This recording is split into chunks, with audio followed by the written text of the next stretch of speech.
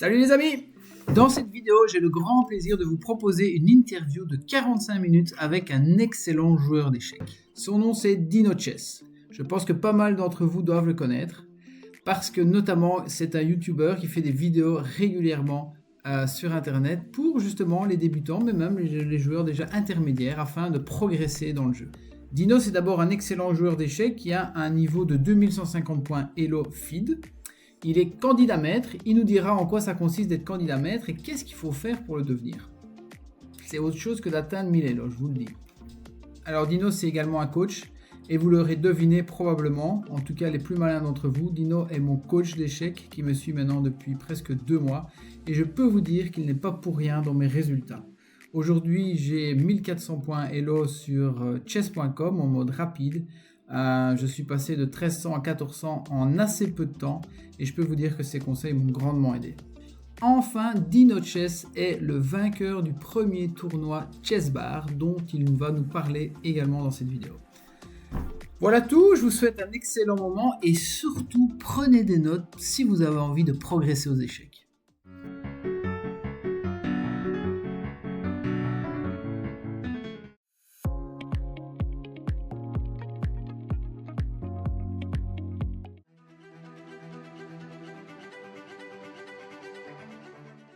Alors Dino, la première question que j'ai envie de te poser, c'est est-ce que tu peux nous expliquer d'abord qui tu es et ton parcours, j'ai envie de dire, pour être devenu le joueur d'échecs que tu es aujourd'hui? Alors déjà, salut à tous, salut Jérémy, merci pour cette interview. Ok, je m'appelle Dino, c'est vrai que j'ai commencé les échecs en club à l'âge de 13 ans, je jouais un peu avant, comme je suis d'originaire des pays de l'Est, du coup ça jouait beaucoup dans ma famille, du coup j'ai un grand frère, mon père, et du coup eux ils jouaient ensemble, et quand j'avais, je sais pas, 10, 11 ans, tout ça, et du coup on veut toujours être plus fort que son grand frère ou battre son père, et du coup j'ai appris un peu tout seul comme ça, et je me suis initié et je voulais les battre. Et quand ils ont vu que j'étais vraiment intéressé par le jeu, à l'âge de 13 ans, ils m'ont dit: «Bon, on va te mettre, au club». À l'époque, j'étais dans la région parisienne à Clichy, dans le 92, et du coup, ils m'inscrivent au club de Clichy, et le club de Clichy qui s'avérait être à l'époque le meilleur club de France en plus. Donc c'était vraiment qui était à 5 minutes de la maison, donc c'était vraiment top, sans le savoir, quoi. Du coup, j'ai eu l'opportunité d'avoir, un super entraîneur très vite, d'abord Eric Birmingham, qui était un maître fit, très bien, et après quand j'ai progressé, je suis passé assez rapidement dans les cours d'Olivier Renet. Donc Olivier Renet quand même pour moi le meilleur entraîneur, super coach, vraiment super vivant. On voit qu'il aime les échecs, c'est sa vraie passion, qui a été second dans Karpov lors du match Kasparov-Karpov. Donc j'ai pu faire les cours avec, Maxime Vachier-Lagrave, suivait les cours, on était ensemble, donc j'ai côtoyé Jules Moussard et cetera, Tala Bergel, quelques noms comme ça, quoi, quelques forts. Je suis peut-être moi, quand j'ai commencé plus tard, peut-être j'étais justement l'un des moins forts de chez les forts, justement, de chez eux. C'est ça qui est un peu. Donc après, j'ai joué jusqu'à 19 ans. Après, j'ai fait une pause. Mais j'ai commencé à donner des cours très tôt pour le club de Clichy, vers 16, 17 ans. J'avais déjà commencé à donner des cours dans les écoles, parce que ça me plaisait aussi le côté, de permettre d'apprendre aux autres. Mais c'était surtout ce qui m'a donné envie de donner des cours, c'était vraiment, Olivier Renet, je le mets en premier. Quand on a quelqu'un qui nous a marqué, que ça soit prof, coach, peu importe, on se dit: «Ah ouais, ce qu'il fait, c'est génial, j'ai envie de faire comme lui». Mais Toujours. justement, ça veut dire quoi? On aborde parce que tu es coach aussi Mmh. d'échecs aujourd'hui. D'ailleurs, j'en profite pour dire que c'est toi mon coach, Ouais, excellent coach. Justement, c'est quoi ce merci. que tu as appris, ce coach-là, à toi et que tu trouvais inspirant, percutant? Alors déjà, sa façon d'animer, déjà, il faut que ça soit vivant, que c'est pas juste on donne des variantes et on va dire: «Oui, tu joues cavalier G5, fou H7, roi H8» et que c'est monotone. Il faut aussi des temps de pause. Il y avait aussi ce côté, c'est vrai que là, c'était plus dans les cours collectifs. J'ai pas eu, l'opportunité de prendre des cours particuliers avec lui, mais c'est plus ce côté, ramener le côté humain déjà avant tout, essayer de connaître un minimum la personne, et quand on coach quelqu'un, et de connaître un petit peu, un minimum, on va dire sa psychologie dans le sens comment il joue aux échecs, vers quoi on va l'amener, comment on va le faire travailler, son niveau et cetera, et c'est pas juste des cours tout faits à l'avance. Mhm. C'est ça que je veux dire. C'est pas Je donne pas forcément, j'ai plusieurs élèves, mais on va dire que la plupart, j'ai pas la même méthode D'accord. sur tout le monde. Ça, après, c'est propre à moi. C'est pas quelque chose de stéréotypé, mais il y a des choses, bien sûr, un peu plus académiques qu'il faut apprendre, ça, on n'a pas le choix, hein. Et comme on en parlait un peu en off, c'est vrai que l'école, comme je dis, l'école soviétique, travailler un petit peu les finales, il y en a, ils ont pas du tout envie. C'est vrai que comme on disait, de nos jours, bah, c'est beaucoup les ouvertures, pièges d'ouverture, tactique, tactique, on parle que de ça presque. On parle pas vraiment trop, milieu de jeu quand même un peu plus, mais c'est pas tant que ça et finale, on l'entend quasi jamais. C'est vrai que j'entends pas beaucoup parler quand même de finale où les gens, surtout à 500 Elo, 1000 Elo, peuvent conseiller les finales, mais je pense qu'on aura à être à moins de 5 ceux qui les travaillent vraiment. Ça, j'en reste quasi persuadé. Parce que toi, voilà, qui est coach aussi, qui fait des joueurs à moins de 1000 Elo jusqu'à un certain niveau, je suis sûr que si tu leur demandes, je pense pas que d'eux-mêmes, ils ont envie de travailler les finales et aussi quand on commence, ce qui est très dur, c'est ça peut être débat d'une autre question, mais comment apprendre aussi? Donc c'est pas facile. C'est vrai que c'est pas facile quand on se lance dans les échecs, c'est très vaste. Il y a des vidéos, il y a des choses, mais il y a de tout, quoi. Il y a tout et n'importe quoi. Justement, comme on est abordé la question du Mmh. coaching, qu'on est en plein dedans, on est tous les deux coachs, effectivement, toi Mmh. tu as évidemment beaucoup plus d'expérience que moi et tu t'occupes aussi de joueurs d'un niveau supérieur. Mmh. Quand tu dis justement bah, par rapport à nos viewers qui auront peut-être un niveau justement débutant, comment tu vois, tu dis par exemple, tu parles des finales, c'est Mmh. quoi si tu avais quelques conseils principaux à donner à des personnes qui veulent atteindre ces 1000-1200 Elo? D'après toi, les conseils de manière généraux et des conseils plus particuliers? Voilà, on va dire vraiment celui qui est 800 ou 1000 Elo, OK. Les ouvertures, c'est vrai qu'on va pas en parler beaucoup. C'est un peu, il y a pas besoin d'apprendre forcément de la théorie, c'est sûr. C'est juste apprendre au-delà de parler de la théorie, moi ce que, un exemple tout simple, c'est de montrer les coups, mais c'est surtout expliquer. Je pense qu'il faut commencer à avoir un certain niveau de comprendre pourquoi tu joues cette ouverture, qu'est-ce qui en découle de cette ouverture? Et du coup, sans le savoir, on va dire le entre guillemets «le débutant» ou l'amateur qui commence, il va peut-être apprendre des coups théoriques, mais sans s'en rendre compte. Mais Parce qui qu'il va comprendra pas comprendre ce qu'il fait en fait, c'est ça ce que tu o veux dire. voilà, je préfère qu'il comprenne ce qu'il joue, mais il ne saura pas que c'est théorique en fait derrière. C'est Ok. qu'après que si on monte de niveau et de plus en plus, mais en fait de jouer des coups logiques, bah, des fois l'ouverture fait que c'est logique et c'est pour ça que c'est de la théorie. Des fois Hmm. la théorie, à part quelques ouvertures spécifiques où on pourrait dire que la théorie est trop, c'est un peu farfelu et des fois c'est même contre-intuitif, il y en a. Mais quand même, en général, sur des ouvertures assez saines, si on joue pas des gambits à tout va, des ouvertures, on va dire, voilà, plus basiques, il y a quand même des choses très logiques. Et du coup, si on explique bien et que la personne permet de comprendre qu'est-ce qui se passe. OK, il faut prendre le centre, mais quels sont les débats? On joue sur quelle case? Je vais attaquer par où? Quel va être le plan? Juste au moins connaître un peu l'ouverture, mais c'est surtout connaître le plan. Alors après, pourquoi les finales basiques? On a beau être 500 Elo ou 1000 Elo, si on se retrouve dans une finale et qu'on ne sait pas la gagner et on est mieux, bah, du coup, ça donne des parties à la fin, souvent, c'est n'importe quoi. Ça va terminer en pâte, on ne sait pas gagner avec un pion ou 2 pions de plus, alors que c'est largement suffisant, et cetera. C'est vrai que beaucoup vont dire à ce niveau-là, la phrase qui revient souvent: «Ouais, mais j'arrive pas jusqu'en finale». Ouais. Mais en même temps, quand on commence à bosser les finales, souvent je dis: «On n'arrive pas jusqu'en finale parce qu'on fuit la finale». C'est ça, c'est C intéressant ce que tu dis. Ça me fait penser par exemple à des coachés que j'ai qui sont pour certains débutants et qui ont Mmh. absolument pas envie d'échanger leur dame parce que pour eux, perdre leur dame, c'est la catastrophe. Mmh. Et en fait, je me rends compte, c'est parce qu'ils savent pas jouer sans leur dame. Et de fait, une finale, c'est quelque part ça la définition. Alors, des finales avec dame, bien sûr, Ouais. mais beaucoup, c'est avec beaucoup moins de pièces, dont la dame en moins. Ouais, exactement. J'en ai combien qui disent: «Ah, je sais pas jouer les finales, du coup, j'échange pas les dames». Oui. Mais ce qu'il faut se dire, c'est que l'autre en face aussi se dit la même chose. Je Hmm. sais pas jouer les finales. Donc il suffit en fait juste de les bosser un petit peu. C'est vrai que pour moi les finales, c'est vrai qu'on peut mettre vraiment à part. Ça fait partie des échecs, c'est vraiment à part entière, hein, les finales. On dirait qu'on joue un peu à un autre jeu. Hmm. Dès qu'on rentre vraiment dans des finales techniques, il y a une autre manière de s'entraîner. Mais si on a un petit peu bossé, ça veut dire que contre presque n'importe quel joueur en face qui a pas travaillé, on aura toujours un ascendant vis-à-vis de lui. Et c'est Hmm. là qu'on va faire la différence pour marquer des points. Je suis Ok. d'accord qu'après, c'est un autre style. C'est vrai qu'on est amateur, on voit les échecs. C'est pour ça qu'avoir les ouvertures qui, on va dire, qui envoient, on veut mater, on veut sacrifier des pièces, on veut faire ça. Bon, c'est bien, mais c'est pas ce qui va faire qu'on va progresser notre fond de jeu. C'est Ok. pas. Voilà, Donc, c'est tu dis d'un vraiment. côté, si je comprends bien, bosser en fait par la fin, c'est-à-dire commencer à être capable de gagner, de bien jouer en finale, mais aussi sur l'ouverture, pas étudier des lignes par cœur, mais plutôt Non. une compréhension générale des principes de l'ouverture, je veux dire, et des coups dans l'ouverture. Est-ce qu'il y a Mm, autre chose que tu conseillerais à des joueurs de ouais. ce niveau-là, débutants? Et bien sûr, tout ce qui est puzzle tactique. Ah oui. Ça, c'est très alors ça restera toujours la base. Je pense que n'importe quel niveau, on a 500 Elo ou peu importe, on va jusqu'à Magnus Carlsen, ça peut arriver que n'importe quel joueur, un tournoi ou un open et même on doit toujours faire un petit peu de la tactique. La tactique, un peu le calcul, c'est ce qui doit se faire toujours. C'est pour ça qu'il faut son plan de travail, en général, si on décompose sur un an, on va toujours faire celui qui est entre 500 et 1000 Elo, il va quand même mettre énormément de tactique, il va mettre au moins 40%, 50% de son temps à travailler le calcul. Ça va être quand même assez important. Et après, on peut découper. Après, on peut dire les ouvertures, c'est que 10 ou 20%, on est à peu près à 50-60. Après, les 20 autres pourcents, ça peut être, on va dire les 30, 20, on peut faire 20 et 20, milieu de jeu et finale, quelque chose comme ça. Et après, plus on va progresser, on va réduire. En fait, plus on devient fort, plus on réduit un peu le calcul. On n'aura pas besoin autant parce qu'on va apprendre beaucoup de patterns. On aura déjà la vision un peu tactique. On va juste la travailler pour pas trop la perdre, pour la garder en fait en forme.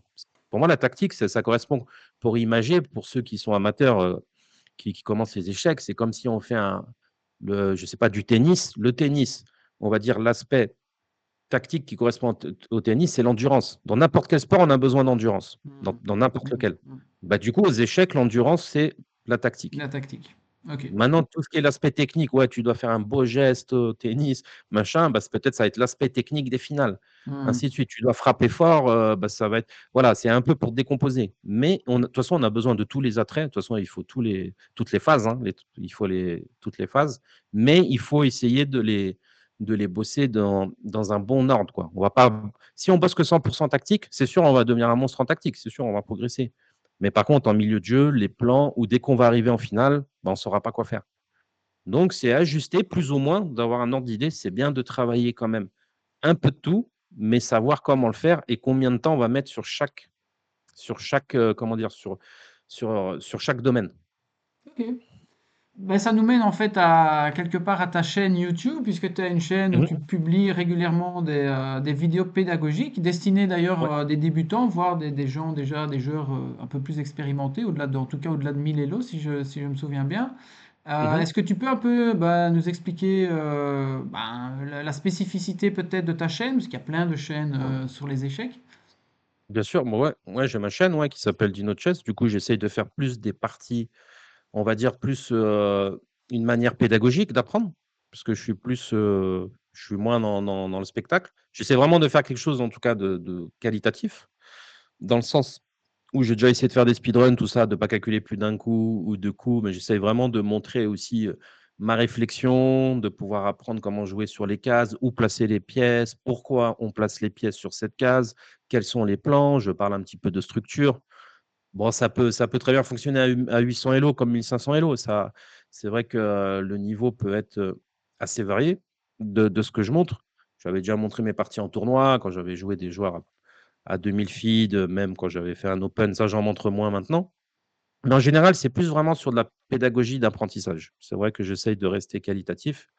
Je veux que ma vidéo, que ça fasse un peu comme une forme de cours, mais pour un plus grand nombre. Qu'on sorte de la vidéo, qu'on ait quand même toujours plus ou moins appris au moins quelque chose, quoi. Et, heu, et j'essaye de rester sur ça. Et un petit peu aussi, oui, ça peut m'arriver, j'en fais pas souvent, là, je vais certainement en refaire, de la pédagogie, un peu un speedrun en blitz pour le côté plus sympa, pour voir un peu peut-être moi, à mon niveau, comment je me débrouille, pourquoi je joue ça en blitz et essayer que ça aille un peu plus et qu'on voit plus d'ouverture. Ça peut aussi être intéressant, voilà. Mais c'est vrai que dans les youtubeurs, bon, il y a du choix, hein. Je pense que tout le monde peut y trouver son compte, quoi, avec, tous les youtubeurs qu'il y a maintenant et je trouve, bon, c'est pas plus mal, quoi. Au moins, ça démocratise à fond les échecs, quoi. Ok. Je voulais revenir sur un point concernant les débutants, parce que j'avais noté Mmh. cette question et puis j'ai un peu vite passé sur YouTube. On voit souvent dans les groupes, il y a des groupes Facebook, beaucoup de joueurs Mmh. interviennent et il y a cette une espèce de manie, cette mode, je ne sais pas, régulièrement parler des taux de précision dans des Ouais. parties et les fameux coups brillants ou les erreurs. Mmh. Mais souvent les joueurs ont tendance, et peut-être plutôt les débutants, à mettre en Mmh. évidence qu'ils ont fait des coups brillants Mmh. et que leur taux de précision se basait uniquement sur le taux de précision Mmh. de leur partie. Toi, qu'est-ce que tu penses de ces analyses qu'on connaît bien évidemment sur chess.com par rapport OK. à des débutants? Quelle est leur utilité vraiment d'après toi? Alors bon, déjà, j'aime beaucoup cette question parce que moi, je vais être le premier. Je sais qu'il y a un plat que je vais mettre à dos. Alors tout ça, il y a quand même beaucoup, c'est du n'importe quoi. Du Coup n'importe quoi. brillant, ouais, parce que tu as l'ordi, coup brillant, tu es content, tu as fait un coup brillant. Qu'est-ce que tu vas juste chercher? Tu vas chercher le coup brillant. Déjà, il faut voir comment l'algorithme il est fait. On peut très bien prendre, je sais pas, des grands maîtres, ils vont jouer à 80 de leur partie. Même si un Milelo a joué à 99, des fois, bah, les coups du grand maître vont être beaucoup mieux joués. Il va comprendre ce qu'il joue. Et en fait, les débutants qui mettent partout leurs coups brillants, je pense que c'est juste pour flatter leur ego ou leurs collègues ou les collègues et montrer, regardez, je suis fort, je fais un coup brillant. Ça, c'est vraiment. Après, je dis pas, moi sur ma chaîne, j'ai à montrer, mais c'est plus du spectacle, ça. C'est un peu le côté, ok, je veux voir la précision que j'ai faite, mais elle est pas vraiment, elle est exacte par rapport à quoi aussi? Parce que des fois, dans une position, un exemple simple, on a une position, des fois, il y a bien l'ordi, il va donner à 0,1 près, 0,2 près, il peut y avoir 4-5 coups et les 4-5 coups sont bons. On n'a pas maintenant, on connaît pas la vérité, s'il y a qu'un coup qui est bon dans une position, il y en a plusieurs. C'est ça qu'il faut essayer de comprendre. OK, coup brillant, dès que des fois qu'on sacrifie, c'est des coups brillants. C'est vrai que chess.com ont été super forts sur ça. Pour moi, c'est vraiment énormément. Après, j'ai envie de dire, c'est que marketing en fait. C'est qu'ils sont forts avec ça. C'est pour ça que les gens jouent sur chess.com parce qu'ils sont contents de voir qu'il y a un coup brillant. Mais qu'en même temps, quand tu fais ça, qu'est-ce que ça t'a appris? OK, tu as fait un coup brillant, tu es content, tu vas le montrer à ton voisin, ta voisine, tu vas impressionner qui tu veux. OK, c'est bien, mais qu'est-ce que tu apprends vraiment? Ça ne Et, sert pas vraiment à grand-chose en fait. Pour moi, en tout cas personnellement, je fais un coup brillant ou quoi, presque ça me fait ni chaud ni froid, quoi. C'est ouais, pas. je suis assez d'accord avec toi. C'est d'ailleurs pour ça un peu que je posais la question, parce que c'est vrai que voilà, je sens bien aussi que c'est pas ça qui compte. Et alors, du coup, comment est-ce que les débutants qui voudraient un peu profiter autrement de ces statistiques qui sont données, sur quoi ils doivent porter leur attention, du coup, d'après toi, avec les outils qu'ils ont à disposition, que ce soit sur Lichess ou sur Mmh. chess.com, les deux grands sites, où parfois la grande difficulté, je trouve, c'est de comprendre parfois les explications de l'ordinateur. Ouais. Ouais, bah, c'est exactement ça. C'est vraiment, pour moi, le point. Je pense qu'on a une époque où c'est vraiment un des trucs les plus importants quand même, hein. C'est que ces analyses, l'ordi, il montre que ce soit Lichess ou chess.com, OK, il met une variante, des fois, il met que des suites de coups, 10 coups. Ah, vous aurez dû jouer ça. Mais déjà, la suite de coups, des fois même 4, 5 ou 10, c'est l'ordi qui joue contre l'ordi contre l'ordi. Déjà, au bout de sa variante, souvent, au bout de même un coup ou deux, on n'aurait jamais joué comme lui. Jamais. Alors, c'est intéressant ça. Donc l'humain ne C'est joue pas comme l'ordinateur, c'est ça que tu veux dire? déjà, premièrement, Ouais. personne. Et Même comment alors donc ça veut dire qu'en fait l'ordi nous montre des coups que nous en tant qu'humains, on est a priori, c'est pas qu'on n'est pas capable de les trouver, mais c'est juste qu'on raisonne totalement autrement, c'est ça? Voilà, mais alors je parle bien sur l'aspect, je vais bien couper en 2 parce qu'on va faire l'amalgame. Sur l'aspect tactique, purement tactique, OK, l'ordi nous montre. C'est Ouais. pour ça que l'ordi, moi souvent je donne ce conseil, même dans mes vidéos et à des élèves, utilise l'ordi que pour voir si tu as pas raté quelque chose de Une tactique. J'ai combinaison loupé une tactique. fourchette, OK, l'ordi me l'a montré, bon, j'aurais pu jouer comme l'ordi, ça d'accord. Mais je parle sur l'aspect de l'ordi vraiment au milieu de jeu. En milieu de jeu, il me montre des suites, des fois imprécision. Pourquoi imprécision? Parce que tu aurais pu jouer ça, ça, ça, ça, il y a une suite de coups et on comprend rien. Et en plus, jamais il explique pourquoi. Quelles sont les nuances? Pourquoi mettre le fou là? Est-ce qu'on joue sur les cases blanches, cases noires? Il te dit pas sur quelle finale on veut amener, il te parle pas de structure, jamais. Donc on sait rien en fait. C'est que Quand tu dis structure, du. c'est les structures de pions, c'est ça? Voilà, Ça, donc ça, l'ordi, c'est un concept intéressant parce que, ouais. alors à partir d'un certain niveau, moi par exemple, ben, en fait, j'ai commencé à m'intéresser aux structures de pions Mmh. récemment, donc j'ai un niveau aujourd'hui de 1400 Elo sur chess.com en rapide. Et c'est un truc auquel j'avais pas trop pensé, mais c'est toi notamment par tes coachings qui a attiré mon attention là-dessus, parce que j'entends souvent les structures de pions, Mmh. et aussi les cases noires jouer sur cases noires et cases blanches. Ça, Mmh. c'est, je trouve, des concepts qui sont vraiment d'un niveau au-delà de 1000 et 1200. Est-ce que Mmh. tu peux en parler un peu plus pour Ouais, que déjà les personnes qui ont même moins de 1000 commencent déjà à intégrer ça, ce concept-là?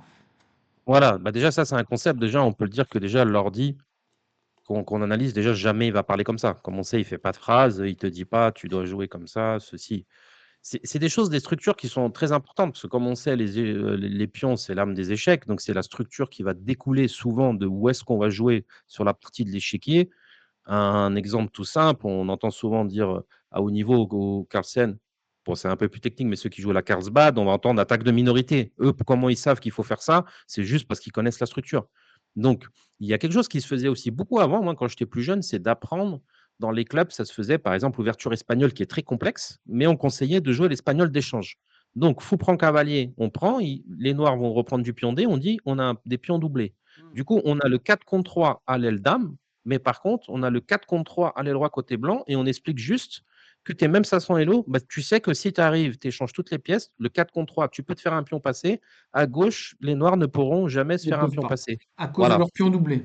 Voilà, en fait, c'est des notions, ça, je pense qu'il faut absolument avoir que même quand tu commences les échecs, un peu, bon, comme quand tu commences, voilà, comme tu dis, peut-être à 800 000 Elo, mais c'est quelque chose qu'il faut au moins intégrer et en avoir conscience. Ok. C'est ça, pour moi, le plus important aux échecs. C'est vrai que maintenant, on peut dire, ouais, alors que la plupart des gens, c'est tout le temps, oui, je progresse avec la tactique, les coups brillants, je regarde que les variantes, mais ils ne comprennent pas qu'est-ce qu'ils font. C'est ça le plus important. Moi, à l'époque, c'est pour ça que c'est très important, c'est que nous, pourquoi on progressait aussi très vite, c'est qu'on quand on allait au club, on se retrouve, ou chez des potes, peu importe, on se met à plusieurs et on regarde la position et chacun réfléchit, donne ses idées, mais on n'utilisait jamais l'ordi. Jamais. On D'accord. utilisait que des Bah ouais. livres. Nous, on réfléchissait sur la position et c'est comme ça que tu vas aussi débloquer et ton côté créatif aussi. Donc, on va se donner des idées, on va réfléchir à plusieurs, même tout seul, on peut le faire. On prend l'échiquier, on réfléchit, on regarde qu'est-ce qu'on aurait pu jouer. Après, on peut très bien en parler à quelqu'un d'autre, mais si on est tout seul, on va peut-être utiliser un peu plus un livre à côté. Et c'est surtout d'étudier des parties de grands joueurs d'avant qui va être très important. Des bouquins comme Maître contre amateur, un des meilleurs, Max Euwe, très très bien, qui explique pourquoi l'amateur fait la faute. Et du coup, c'est ça que ça sert d'avoir un prof ou un livre, parce qu'on va voir les fautes récurrentes qu'on fait tout le temps. Et ça, l'ordi, encore une fois, ne va jamais dire. On peut toujours jouer, il va dire peut-être c'est pas mal l'ordi, mais peut-être que c'est une faute à long terme et on t'explique pourquoi. Donc il faut quand même aussi ou être en club ou avoir un coach ou des bouquins, ça on n'a pas le choix. Pour apprendre le fond de jeu, c'est ce qui va faire que on va progresser le plus rapidement possible, quoi. Et je pense que, bon, bah, toi, comme tu disais tout à l'heure, je te coach, c'est ce que je te fais en général, et c'est là que tu comprends les échecs beaucoup plus vite que Oui, quelqu'un qui te dit pas où aller, pourquoi c'est bon, pourquoi c'est pas bon, etc. Donc, ouais, exactement. C'est ça qui m'a fort marqué depuis que tu me coaches, c'est que toi, tu attires tout de suite l'attention sur ce qui compte, mmh, auxquelles moi je ne pensais pas. Par exemple, la structure des pions, hein, ou par exemple que bah, dans cette ouverture-ci, à un moment donné, il faut jouer à l'aile dame ou à l'aile roi, et il faut mmh, jouer sur telle ou telle case. Ça, c'est des trucs, je pense que si j'avais pas de coach, ben, je sais pas, j'aurais sans doute découvert peut-être un jour, peut-être via un livre, peut-être par une vidéo, mais de là à me dire, ok, c'est sur ça que je dois travailler, mmh, ou c'est sur tes finales, Jérémy, ben, en fait, on a tellement d'informations aussi aujourd'hui, et ouais, c'est un peu, et comme tu dis, on a à peu près le même âge. Moi, j'ai commencé les échecs, j'avais pas d'ordinateur, il n'y avait pas encore ces programmes-là, hein, c'était l'époque Kasparov-Karpov, machin. mmh, L'ordinateur était un peu arrivé après, Deep Blue, machin, etc. Mais avant ça, il y avait pas. Donc, c'est intéressant ce que tu dis, on apprenait au club en discutant avec les mmh, autres. Et c'est vrai que c'est le côté l'ordinateur aujourd'hui je vois des débutants qui me disent, ah, il y avait une suite de 15 coups, il fallait faire ça. Mais mmh, enfin, ça n'a aucun sens en fait. Et pour un ouais, humain, c'est. Et donc, il y a un côté avec l'ordinateur, ben, c'est un peu, il y a beaucoup de choses bien, hein, je pense. On peut mmh, apprendre peut-être plus vite certaines choses, la tactique, comme tu le dis. Et en mmh. même temps, le temps qu'on y passe, c'est un peu contre-productif, quoi. Ouais, c'est exactement ça. C'est pour ça que je pense que c'est vraiment un sujet là, c'est bien de passer un peu de temps dessus. Je pense que tu dois être d'accord avec moi dans le sens où c'est vraiment pour moi, il y a les 2 côtés, mais ça ressemble plus à du fléau. C'est vraiment un fléau, cet ordinateur à bas niveau. Comme tu dis, j'ai déjà connu par expérience, d'autres collègues, font un stage ou quoi, la personne dit: «Ah mais non, l'ordinateur, j'ai sur mon téléphone, réfute ce que tu me dis». Voilà. Mais c'est pas grave, même si c'est moins bon, mais je t'apprends l'idée, le plan, c'est le plan qui compte. OK, l'ordi, il peut peut-être pas jouer ça, il va jouer comme un ordi. Toi, quand tu vas te retrouver devant l'échiquier, tu auras pas ton téléphone pour dire: «Ah bah, est-ce que les 15 coups, tu les ressors?» Et dans ces 15 coups, il suffit que ça varie juste au deuxième ou au troisième, peu importe lequel, tu es perdu. Ouais, ça change Donc tout, ouais, évidemment. c'est vraiment de la logique, et souvent les joueurs qui font ça, en tout cas par expérience, en faisant des open, en côtoyant énormément de monde, c'est vrai que les échecs, on peut vite côtoyer beaucoup de monde. Parce que quand on rencontre des gens, on peut faire des tournois, il y a plus de centaines de joueurs. On entend dans les clubs, dans les interclubs, donc on parle mais c'est souvent les joueurs qui sont quand même, on va entendre souvent cette phrase, qui vont être 1002, 1003, 1400, qui vont dire: «Ah, l'ordi, il est 15 coups». Si on voit bien, moi, les joueurs que je côtoie, on va dire dans mon équipe, quand on joue en interclub, qui peuvent aller de 1800 à 1900 jusqu'à 2003 et tout ça, des jours ça. Nous, on va parler rarement de ces choses-là. On D'accord. va pas dire: «Ah ben la ligne de 15 coups». OK, on sait qu'il y a la ligne de 15 coups, mais jamais on va la jouer. Je préfère jouer. Ça veut dire qu'on perd la notion, juste une notion toute simple. On dit là, ça veut dire il est où l'aspect pratique alors du jeu? Ça veut dire que déjà, un des aspects qu'on avait beaucoup avant, c'est l'aspect pratique. Ça veut dire tu poses des problèmes à ton adversaire, tu sais ce que tu fais, tu sais que même si c'est pas les meilleurs coups, mais tu as du jeu. Ça, Voilà. l'ordi le fait pas déjà. Je veux Alors ça, dire, c'est à ça, part c'est AlphaZero. ça, je t'interromps là-dessus parce que c'est très Ouais, intéressant. Souvent, c'est le coup brillant. Donc, voilà, j'entends souvent, il faut trouver le meilleur coup. Mais ouais. non, en fait, pas forcément.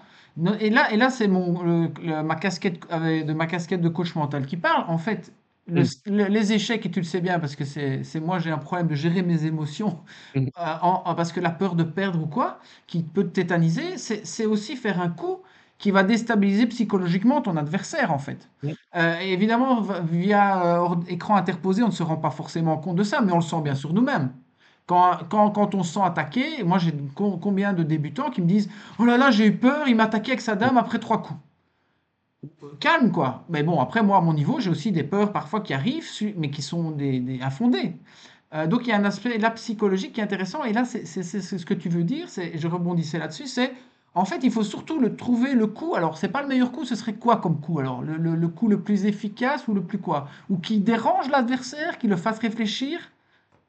Voilà, ça alors ça, OK, on peut trouver un plan et jouer, se dire: «Ce plan, il est bon» et tout ça. Mais ce que je veux dire, un cas pratique, si on analyse avec l'ordi, par exemple, je vais sacrifier un fou, un cavalier contre 2 pions, mais je sens que mon sacrifice est un peu douteux. Mais par contre, j'aurais peut-être 2 pions passés liés ou peut-être qu'il a son roi. Je vais sacrifier une pièce, mais son roi va être un peu dans les courants d'air. Du coup, ça va être dur à défendre pour lui parce que mentalement et psychologiquement, il va se retrouver en défense justement, donc je vais le faire craquer. Ça, l'ordi ne va pas le faire. Non, jamais, il Voilà, va jamais te dire ça voilà, évidemment. Ouais. il va pas le faire. Alors que de jouer comme ça, c'est ça qui est intéressant. L'essence des échecs, c'est de jouer comme ça. J'ai l'impression qu'on est quand même dans une époque où on essaye de se robotiser, en fait, notre mental. On le robotise, mais on prend même en plus, le pire de faire ça, c'est qu'on prend même pas de plaisir, en plus. Ah oui. Déjà, avant tout, quand on joue aux échecs, c'est avant tout le plaisir. Mmh. C'est C'est numéro un un. jeu J'aurais quand presque même, dire, c'est un prendre jeu, du bah oui. plaisir. Mmh. Maintenant, si on robotise notre schéma de pensée, où sont les sacrifices? On prend l'époque Tal. Peut-être que maintenant l'ordi ou certains ordis, il y avait des sacrifices très bons, mais certainement des sacrifices douteux. Il a été quand même champion du monde en faisant ça. OK, Tal, c'est quand même quelqu'un d'exceptionnel, mais c'est juste pour un exemple concret.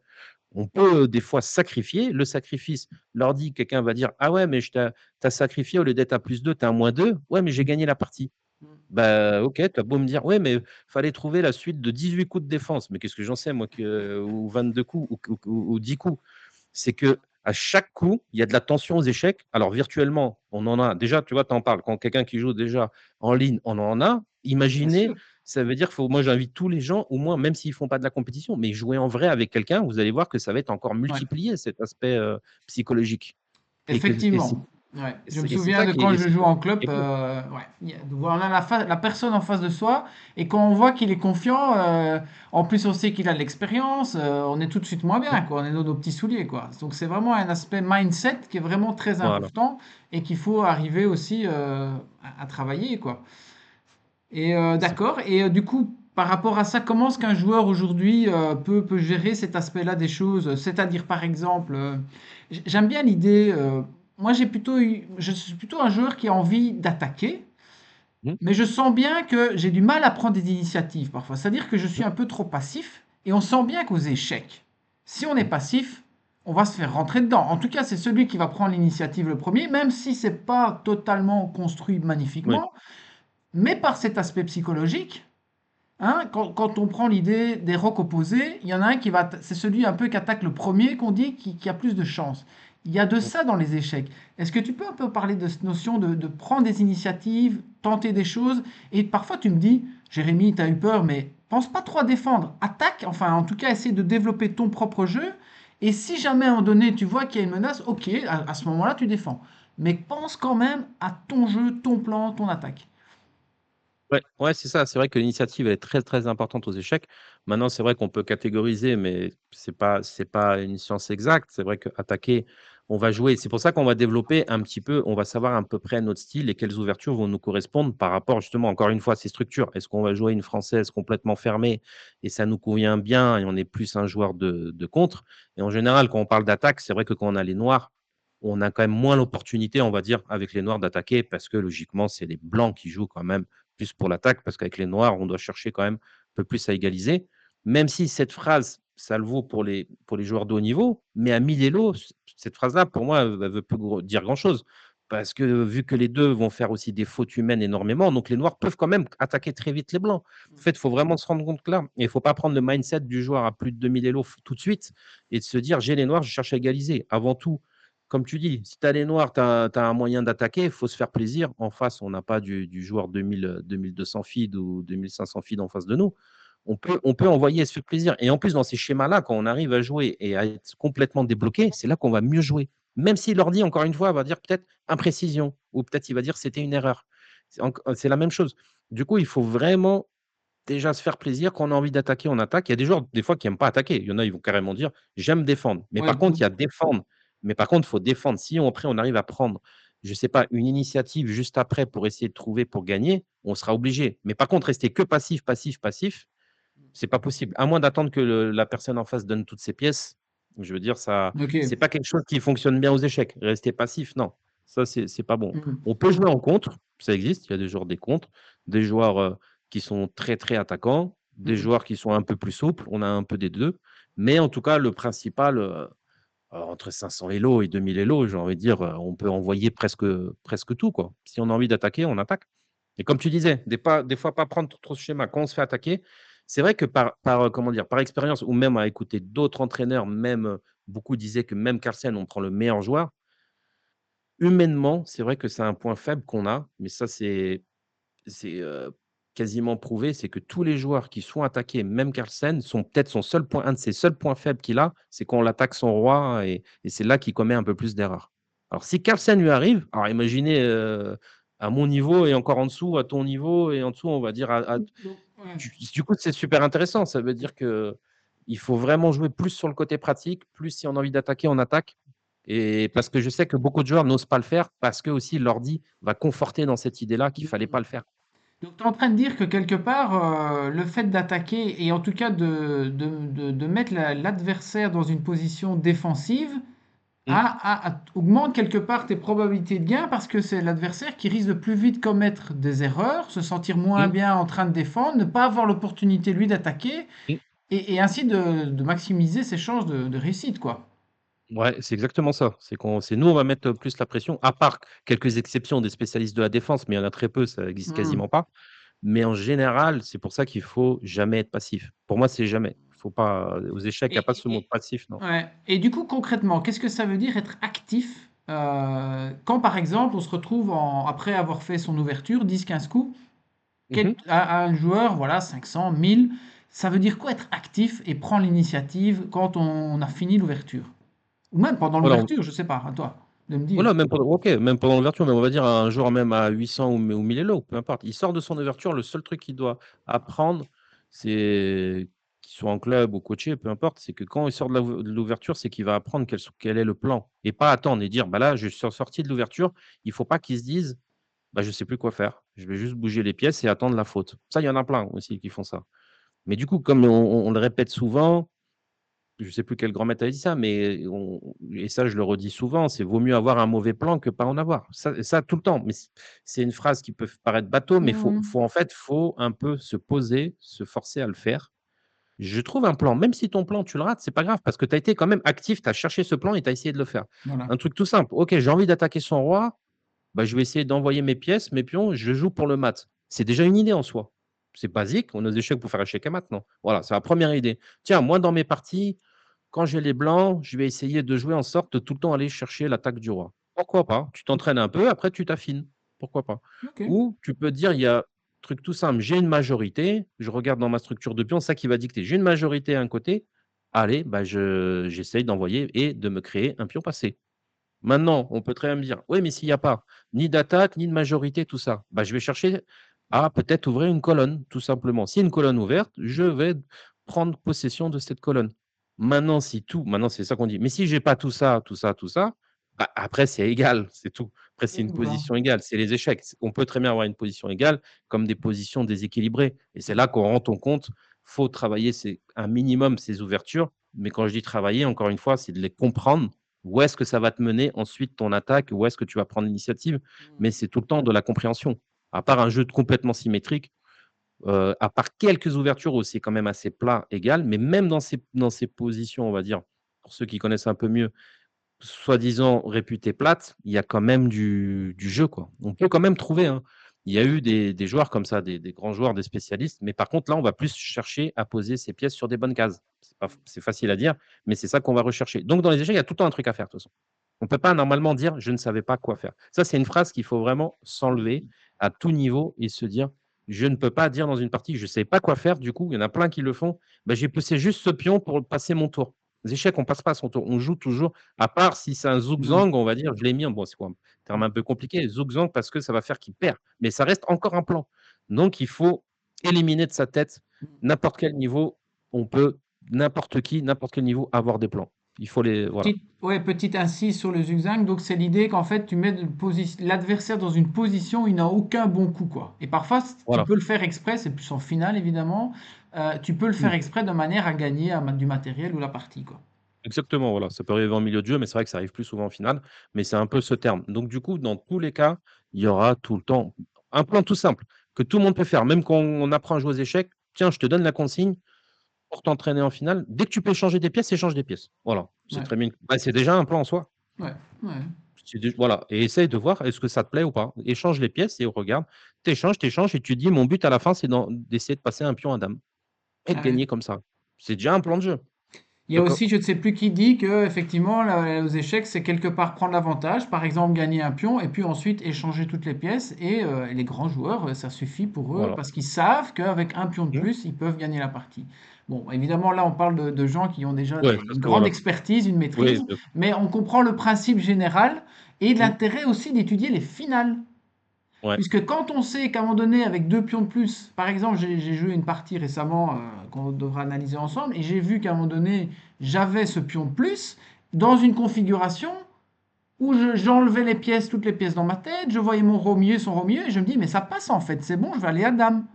Mmh. Mais ça, si on n'y pense pas avant, on est en Ouais. train de se faire des mille plans, qu'est-ce que je dois faire? Ben, en fait, tu échanges les pièces. Voilà. Ouais. Et c'est vrai que c'est des petits dispositifs comme ça mentaux qui aident énormément à avancer quand on se sent bloqué, quoi. Bon, Ouais. écoute, ben on avance, on avance. Il nous reste quelques minutes. Je te propose, si ça te va, de revenir, ben, en fait, de parler d'une initiative toute récente Mmh mh. en France qui s'appelle le Chess Bar et Mmh mh. dont tu as été le premier gagnant l'an dernier. Mmh mh. Tu es de nouveau, donc tu remets ton titre en jeu cette année. Ça se passe pas trop Mmh mh. mal jusqu'ici. Est-ce que tu peux un peu nous parler de cette initiative? Ouais. Ah ouais, bah, avec grand plaisir, ça a été fait l'année dernière, Chess Bar. J'avais vu, je crois, ça sur internet, Facebook, je sais plus par quel moyen. Du coup, la personne, s'appelle, Kevin, elle habite à Bordeaux, elle a d'abord lancé ça à Bordeaux, dans les différentes villes et j'ai beaucoup aimé ce concept, justement, de Chess Bar parce que ça va permettre de toucher des joueurs, d'aller jouer dans un bar, boire un coup, qu'on boit de l'alcool ou pas, peu importe, mais de pouvoir jouer aux échecs sous forme un peu de tournoi, mais plus cool que dans un club, comme je sais que beaucoup n'osent pas passer la porte d'un club. Ça peut être impressionnant et encore plus, on va dire, pour, la gente féminine. C'est vrai qu'en tant que Mm. femme, des fois arriver dans un club, si on voit que des hommes et tous ils se retournent, qu'est-ce qu'elle veut elle? Ça peut, voilà, je sais que des fois, ça peut faire froid. C'est vrai que la plupart des fois des joueurs d'échecs, ils sont concentrés, donc ça peut faire une ambiance froide. Alors que justement, il y a des clubs pas du tout. Là, ce format de chess bar, d'aller jouer, on peut parler pendant les parties, boire un coup, il y a la musique, il y a du monde à côté. C'est vraiment une ambiance, qui est vraiment géniale et c'est le concept, on s'inscrit, en fait, il y a une application, il y a différents bars d'où on est et on peut jouer et il y a certaines villes où ça joue du lundi au dimanche maintenant. Par exemple, moi, dans la ville de Lyon, il y a des tournois même des fois, même 2 fois par jour. C'est énorme, de lundi à dimanche et du coup, comme tu disais, voilà, donc tout ça a fait que ça m'avait, terriblement intéressé et c'est sous format un peu, coupe pour ceux qui veulent prendre ça un peu plus sérieusement. Moi, l'année dernière, ouais, j'avais joué, j'avais gagné, j'étais premier de mon bar. Après, on fait la finale régionale, donc tous les premiers de chaque bar de ma ville, on s'est affrontés. Donc du coup, c'est moi qui représentais la ville de Lyon et après, par rapport aux autres villes, on fait Chaque gagnant de chaque ville s'affronte tous ensemble. Et là, c'était sous format de chess.com. Et du coup, comme tu dis, voilà, j'avais gagné l'année dernière, mais sauf que cette année, maintenant, pour revenir sur ça, il y a beaucoup plus de joueurs, Hmm. beaucoup plus d'inscrits, beaucoup. Donc, il y a des joueurs de tout niveau. Et ce qui est bien, par contre, n'ayez pas peur, parce que j'ai quelqu'un qui me dit: «Ouais, mais je viens de Chess Bar, j'ai peur, je vais me faire éclater». Ce qui est bien, c'est qu'il y a des débutants, il y a de tout. Des fois, il y a des sessions de 12, 24 personnes. Ça va de débutants qui viennent d'apprendre les échecs il y a 1 an, comme celui qui joue aux échecs depuis des années. Et il y a beaucoup de joueurs non qui jouent pas en club. Il y en a vraiment énormément. Mais il y en a un petit peu, ça commence à venir. Il y en a quand même un peu qui participent. Donc il y a vraiment de tout. Et ce qui est bien là, ça fait vraiment plus libre. Et ce que j'ai vu, ça permet d'attirer aussi, on va dire comme ça, plus de femmes aussi. Ce qui peut paraître logique parce qu'on est dans un lieu public. Dans le sens, tout le monde peut venir, tout le monde Bien sûr. peut venir voir. Et ça, c'est je trouve pour la démocratisation des échecs, je trouve que c'est vraiment génial. En plus, je dis pas, les clubs, c'est important. On n'enlèvera pas les clubs. Ce sont les clubs, ça Bien pour sûr, moi, bien je suis sûr, un hein. joueur Mais compétitif, l'un n'empêche pas mais l'autre, en fait. voilà, moi, c'est ce que je fais. Je fais les 2. Je joue en compétition avec mon club interclub, mais je suis aussi compétitif dans le chess bar et Bien j'aime sûr. bien l'attrait, sympathique, aussi de pouvoir discuter, faire des connaissances et de pouvoir jouer, comme ça dans une ambiance vraiment, vraiment fun, quoi. Et je trouve que ça Ouais. va forcément ça ramène maintenant ça ramène beaucoup plus de monde. Je crois sur Lyon, là, on a largement dépassé les 500-600 joueurs. C'est énorme. Du coup, je trouve que Super. c'est un concept, Je voilà, mettrai, génial. je mettrai les références de l'initiative bah, dans la Mmh. vidéo ou en commentaire, oui, ainsi que les liens vers bah, deux interviews que tu as faites sur Spotify, enfin une sur Chessbar et enfin deux interviews que tu as faites avec d'autres personnes sur Spotify pour qu'ils aillent mieux aussi comprendre cette initiative. Et j'ai Mmh. vu que ça s'étendait d'ailleurs. Il y en a, je pense, au Canada. Il y en a pas, peut-être pas encore en Belgique. Je pensais peut-être essayer de lancer quelque chose à Bruxelles. On Ouais. verra la suite. Parce que ça prend aussi, j'imagine, un peu de temps. Mais c'est vraiment une chouette initiative et je voulais Mmh. en parler. Alors, tu l'as gagné l'année passée, donc tu remets ton titre en jeu. Ça nous permet d'aborder un peu la dernière partie de cette interview sur toi, tes objectifs un peu personnels aux échecs et sur ton niveau Elo. Donc Mmh. donc l'année passée, tu l'as gagné. Tu dis que cette année, il y a un niveau bien plus élevé. En tout cas, voilà, il y a des meilleurs joueurs. Alors, tu peux un peu nous parler de ce niveau justement-là et de toi, tes ambitions personnelles en termes de développement, en termes d'élo et autres. Et moi, en termes d'élo, pour moi-même, c'est vrai que je joue beaucoup moins qu'avant, mais dès que j'ai l'occasion, j'essaye. C'est pas évident de tout faire. Mais moi, j'aimerais bien atteindre les 2 300 Elo, au moins essayer de passer maître feed. Donc en gros, c'est comme si j'étais candidat maître, on peut dire ça comme ça pour que ça donne une meilleure, vision pour les autres. Le chess bar, de toute façon, ça va de pour moi, 500 Elo, jusqu'à 2000 et quelques Elo entre guillemets. Il y a un peu tout forme de joueur. Du coup, c'est pour ça que le niveau il est plus haut, le fait qu'il y ait plus de monde, donc il y a forcément dans les 2 cas, ça ramenait quand même un peu plus de bons joueurs, même s'il y a beaucoup ça ramenait beaucoup plus de joueurs amateurs par contre. Ça, c'est clair. Donc c'est pour ça vraiment, pour ceux qui veulent s'inscrire, vous inquiétez pas, vous êtes 1000 élos, et vous allez en trouver, peut-être des centaines comme vous, quoi. Je veux dire, Ouais, et il en faut plus, pas ce qui est avoir peur de bien, ce qui ça, est ouais. super bien fait par rapport à l'appli, par rapport à avant. Avant, on marquait sur un papier et tout ça. Maintenant, comme l'appli, on marque le résultat, qui a les blancs, qui a les noirs, c'est l'appli qui fait forme d'arbitre. Et du coup, comme Ah, c'est comme un espèce de système, un peu comme un système suisse, mais comme un système, les gagnants se rencontrent et les perdants se rencontrent. Donc forcément, dans la session, vous allez jouer avec des joueurs de votre niveau. Vous allez pas, vous, on va dire, imaginer sur 12, je sais pas, ça peut arriver, je sais pas, 5-6 joueurs plus forts que vous allez pas vous taper les 5 joueurs plus voilà. forts que vous à chaque ronde. C'est ça qui est intéressant aussi, c'est que vous allez jouer forcément aussi des joueurs de votre niveau, voire moins forts. Donc il y en a un peu pour tout le monde. Donc Ok. ça, c'est voilà. Voilà, Et ça c'est l'aspect, qui est bien, quoi. donc, tu disais que tu es candidat maître. Alors, qu'est-ce que ça veut dire et qu'est-ce qu'il faut faire pour devenir maître? Alors pour mettre feed, c'est le premier palier, 2300 Elo feed, hein. C'est pas voilà, Donc là, c'est tu pas as rien. combien là, actuellement? Tu as quel classement en feed? Là, je me rapproche, plus des 2150 feed. Donc Ok. faudrait au moins un peu plus de 150 points Elo, au moins. Du coup, dans mon objectif, c'est essayer d'atteindre ça. Alors, je suis pas non plus hyper pressé. C'est vrai que moi aussi, je m'entraîne. Ça faisait au moins 3 ans que j'avais pris des entraîneurs, tout ça, comme j'avais fait aussi on va dire «dans ma carrière échiquienne» entre guillemets. d'arrêter les échecs par palier. À un moment, j'avais arrêté quasiment plus de 10 ans, j'étais revenu et c'est vrai que quand on arrête, on retrouve pas son niveau parce que quand j'avais arrêté vers 19 ans, j'étais quasiment 2200 feeds. Donc, de 13 à 19 ans, j'ai joué à fond. Donc, je suis passé de non classé à 13 ans, je me suis arrêté à 2200 à peu près à 19 ans. Mais quand on reprend, forcément, après, on est plus bas. Les échecs, un peu, les gens travaillent plus, évoluent et du coup, on arrive et on prend de l'âge aussi et du coup, c'est pas un acquis. Les échecs, en tout cas, c'est pas un acquis. Faut travailler régulièrement. Faut jouer, mais pas en abuser. C'est vrai qu'on en a pas trop parlé en tant qu'amateur. C'est pas un truc. Il faut jouer, mais pas à faire des centaines de parties par jour. Ça aussi, c'est un truc où on en voit souvent où j'entends joue, joue, joue, joue. Non, non, non. Ça, c'est pas ça qui va nous rendre plus forts. Ça, c'est sûr et certain. On peut acquérir une certaine expérience et encore, si personne n'explique, tu vas jouer 100 fois, peut-être tu vas faire 100 fois la même erreur. Ça changera Exactement. rien. Ça changera rien. Et du coup, toi, pour devenir, avoir ce niveau fit, donc c'est-à-dire essayer atteindre ces 2300, quels sont les entraînements spécifiques, les points sur lesquels tu dois plus travailler? C'est quoi? C'est plus justement être encore meilleur en finale? C'est au contraire bosser beaucoup plus ses ouvertures? Ou c'est la tactique, j'imagine pas forcément? C'est quoi? Alors, ouais, alors, moi, je sais que j'aime bien, en tout cas pour moi, c'est la phase de partie que j'aime beaucoup, c'est les finales. Du coup, je continue quand même à aller bosser les finales parce que pour moi, je pars du principe, il faut toujours améliorer ses points forts au bout d'un certain niveau et pas se Intéressant. concentrer sur ses points faibles parce que Mhm.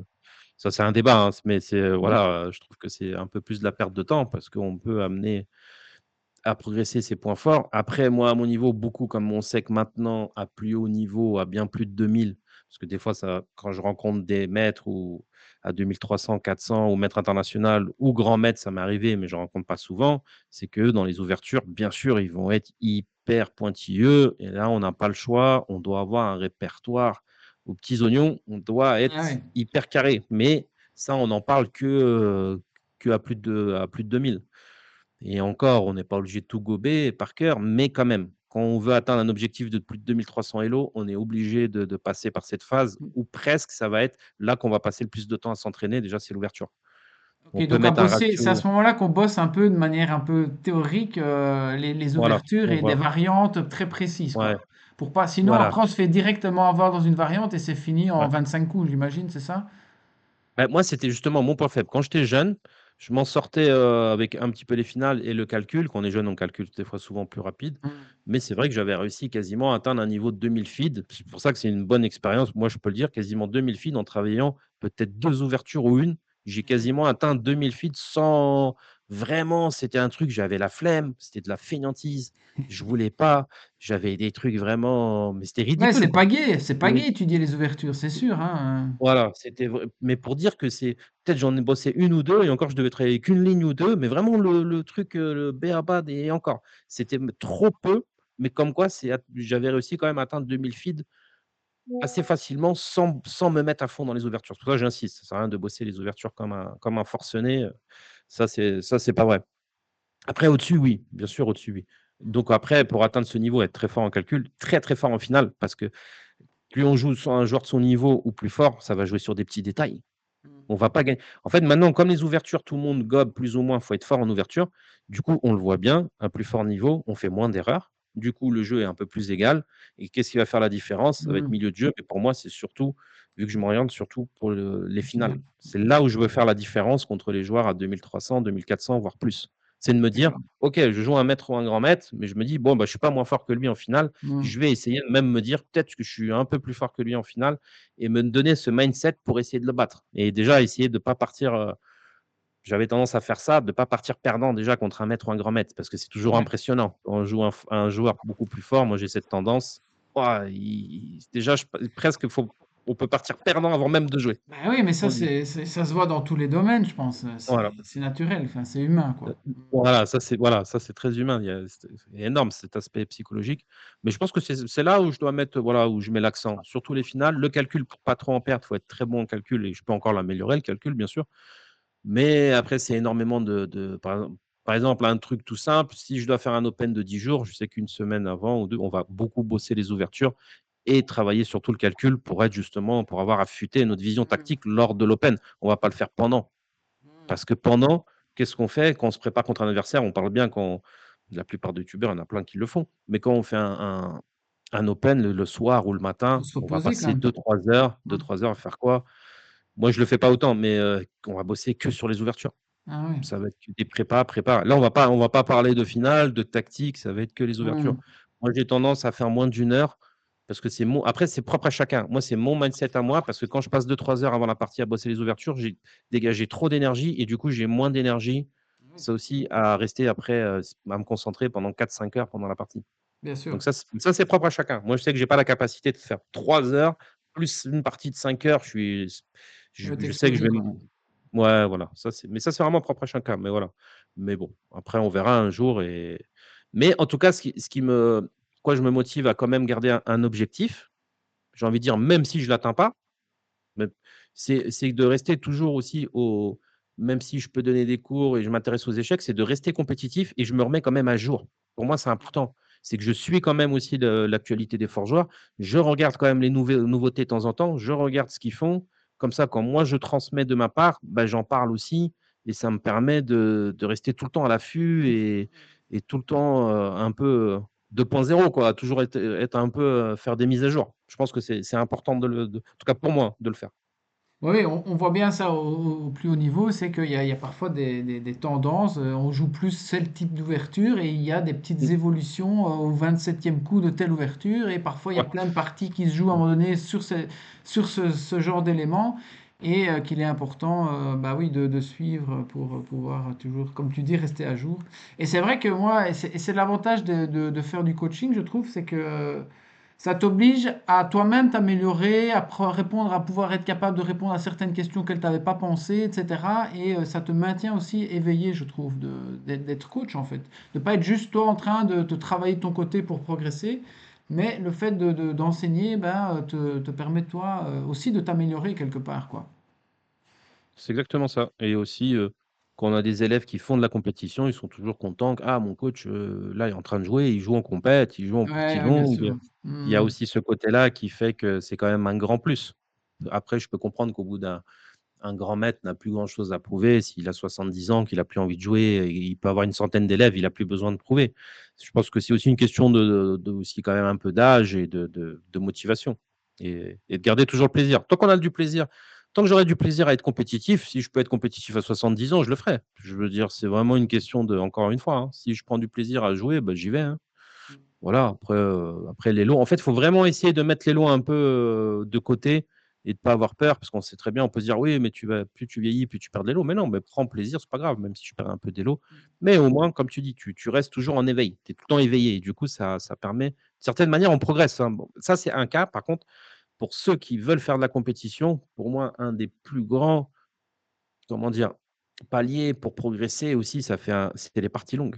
C'est énorme. Hmm. C'est quelque chose qui permet j'ai envie de dire, tout le reste, on peut progresser. Les outils, Lichess, chess.com, les livres, OK. Même si je préconise plus les livres et analyse avec d'autres personnes. Mais les parties longues, pour moi, c'est comme si on mettait un peu un turbo dans une voiture. Voilà, on met un coup de boost, tu fais des parties longues, tu prends quelqu'un pour qu'il te les commente et là, on prend une expérience qui est folle, quoi. C'est énorme les parties longues. Après bien sûr, quelqu'un peut jouer toute sa vie partie longue, rester 1400. Mais bon, si on est sérieux, on analyse ces parties longues parce que l'énergie qu'on va y mettre dessus, ça va nous faire progresser. Après quand on va faire des parties de 10 minutes et tout, ça va nous paraître, déjà on gagne en tout, hein, partie longue mentalement, en énergie. Si on arrive à tenir 4 5 heures, alors on peut bien imaginer que 3-4 parties de 10 minutes, ça va plus être grand chose maintenant. Ouais, ouais.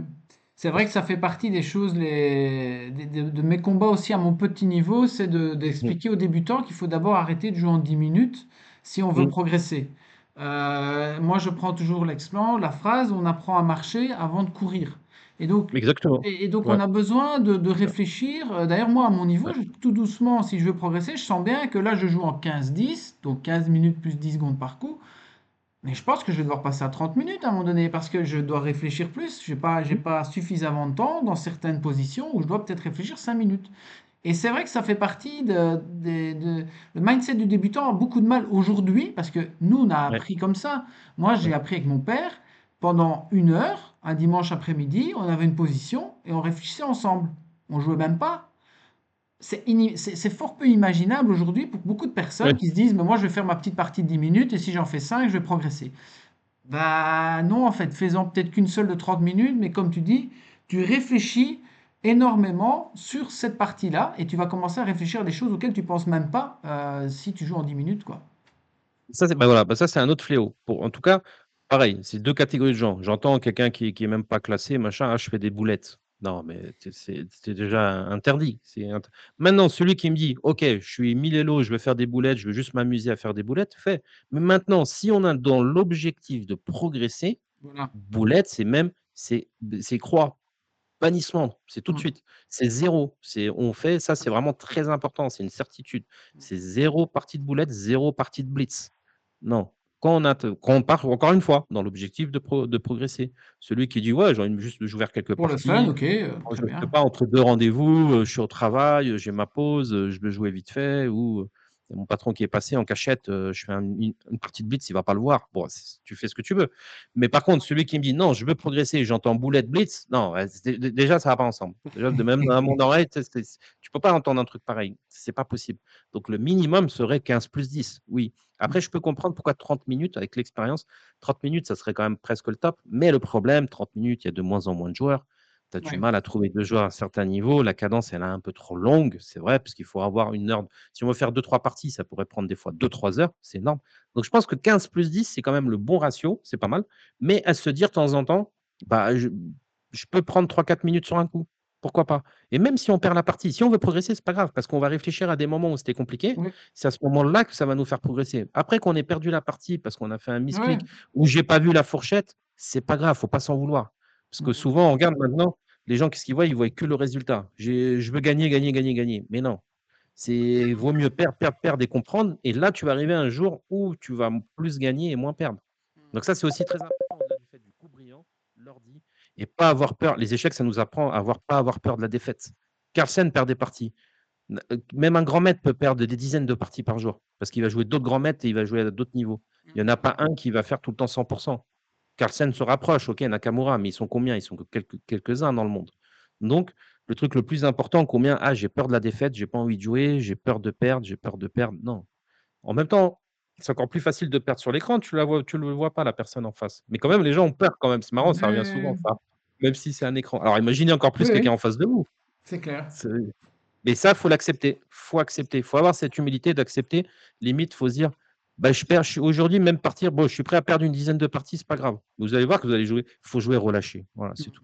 Parce qu'il y a en plus là, il y a rien, c'est des zélos, c'est même pas des vrais zélos. Du coup, ils se mettent la pression, on dirait que ils jouent leur vie, c'est quand même j'entends souvent, hein. Ah ouais. Alors que non. Où j'ai passé, c'est vrai que souvent: «Ah, je viens de dépasser les 1000 élos, je suis monté à 1010, je suis redescendu, ah, je touche plus. Ah oui, Je moi veux plus aussi, ça m'arrive je veux plus aussi, hein, de jouer». penser comme ça, c'est clair, Voilà. c'est clair. Je veux plus toucher. Mais non, tu es en phase, si tu veux faire beaucoup plus, atteindre 1005, même plus, c'est pas le 1000 élo, tu vas des fois redescendre à 1900, remonter plus après à 1200, c'est des paliers, en fait. Mais c'est vrai que ce côté-là, pour moi, bah, en tout cas, c'est sûr que ça fait freiner la progression. Ça, faut c'est facile à le dire, mais il faut se l'enlever ce truc-là le plus possible et pas avoir peur de la défaite. Voilà, ça, c'est très important. Ok, bah ça sera le mot de la fin, Dino. Vraiment un tout grand merci. C'était vraiment un plaisir de t'avoir. Et Pareil, merci à ben, toi. bonne continuation à toi et à très bientôt De de même toute manière, hein. et on se voit très bientôt. Ciao tout le monde. Salut!